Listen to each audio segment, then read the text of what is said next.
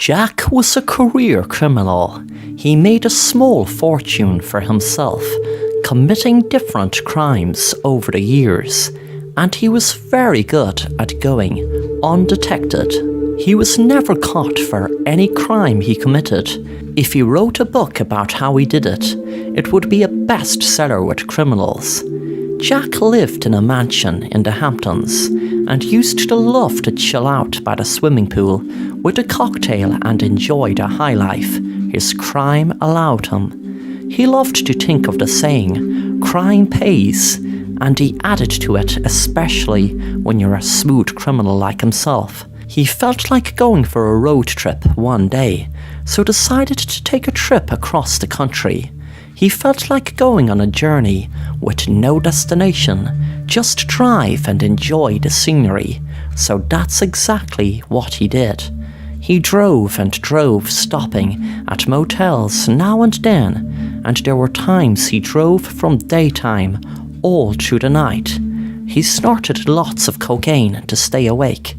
He ended up in this small town, which only seemed to have a diner, bank, post office, and another handful of shops. He decided the bank was an easy target, so made up his mind he was going to rob it. When he was in the room in the motel, he saw a flyer that said, "Give blood to the blood bank. Call 1-800-BLOOD BANK now." He thought back to when he was younger, before his life of crime. One of the ways he made money was give blood, and he would get payment for his blood. He'd realised it was a very good thing to do, helping people. When he finally entered the bank wearing a mask, he held the gun to the girl behind the counter and shouted, "Hold up your hands and give me the money." The girl got a fright and held up her hands in panic. After a few minutes, the girl passed over loads of money in bags, and Jack left the bank and jumped in his car. He decided to not bother go back to the diner. It wasn't worth the risk of getting caught, so he just drove out of town. But before he could even get halfway down the road, he saw a very strange sight. There were lots of pale women in black dresses in a line all across the road. He stopped the car. He got out and shouted, "What the hell is this? I'm trying to drive on the road."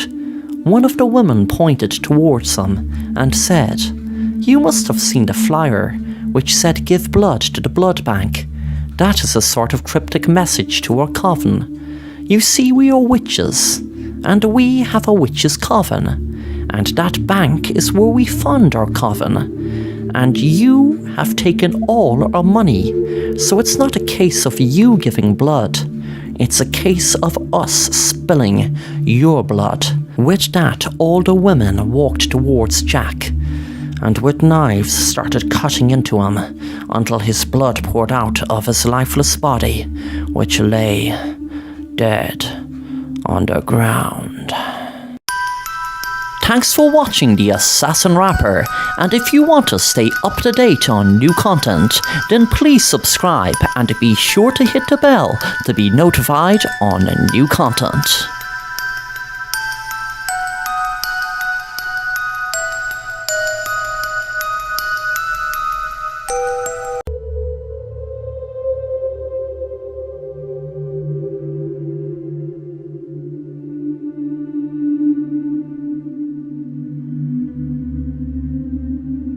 Me and my husband were driving one night. I remember it well, as it was snowing heavily. We were driving through the snow, and it seemed to be getting heavier and heavier. I remember my husband saying, "Hey sweetie, this snow is getting heavier and heavier." With that, suddenly there was a screech, and the car skidded on black ice. The car toppled over, but luckily we both survived. We didn't even have to be hospitalized. A week later, I was looking through getaway breaks, and I thought it a good idea to me and my husband leave our town for a week and go to stay in a cabin in the woods out in Utah. We drove there in a new car that my husband bought because he needed a car to drive to work 2 miles from where we live. We were driving out to the woods for what seemed like days, but in reality was only hours. When we got there, we were in awe of how beautiful the cabin looked, with the trees surrounding it. It was just a beautiful sight. My husband stopped the car and turned off the engine. When we got out, he said, "Did you hear that?" I said, "No. What is it?" He smiled and he said, "Absolutely beautiful silence." That night we had decided to go for a walk in the woods. My husband heard it first. There were footsteps behind us, but when we turned around, there was nothing. We walked on, then suddenly I heard it this time. When we turned around, there was a person dressed in black, wearing a hoodie. I screamed, and my husband said, "What the hell are you following us for?" There was a man's voice. "Let's play a game called The Hunt. It's kind of like a game of hide and seek on steroids, or maybe hide and seek on acid. I will give you a head start of 10 seconds to get the hell out of here, and after that I'm coming after ye with my gun, and I'm going to shoot ye both dead." We didn't bother ask any questions and just ran and ran as fast as we could. As we were running down the road, I was counting down the seconds, and exactly when I reached 10, I heard running behind us. Suddenly there was a shot, and I fell to the ground in pain. Then the man shouted, "This is no fun. Ye can at least make it a little hard for me. I'll tell ye what, I will give the bitch 60 seconds to recover and to get the hell out of here, and after that I'm coming to hunt ye down and shoot ye dead." My husband shouted at him, "Get away, you crazy bastard!" The man shouted back, "Is it a wise idea to really waste time like that?" I eventually got up and put my arm around my husband, and after a minute we were just down the road a little bit when my husband screamed as a bullet hit him right in the back of his leg. He buckled down in the ground in pain. The bullet had hit the back of his kneecap. I was screaming as the man walked right up to my husband. Then the man put the gun right to my head and said to my husband, "Would you like me to kill your wife?" Blood was pouring from my shoulder where I was shot. The man said to me, "You have something to tell your husband, don't you? Something about the crash." I said to my husband, "I was pregnant."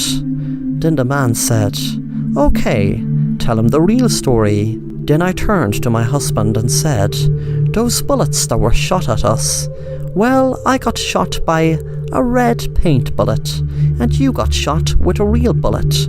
That's why I didn't feel pain getting shot, even though, of course, you thought I did. But you felt the pain. But that pain you're feeling isn't half as bad as when I lost my baby in the car you crashed."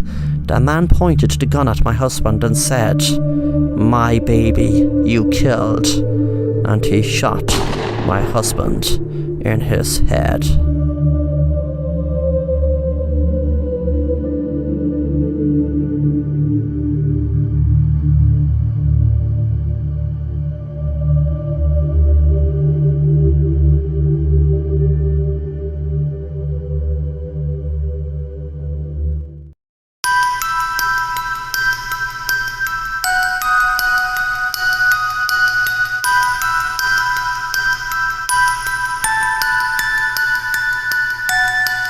Michael and his mom, Jane, were visiting their friend Mary, who they didn't see for years.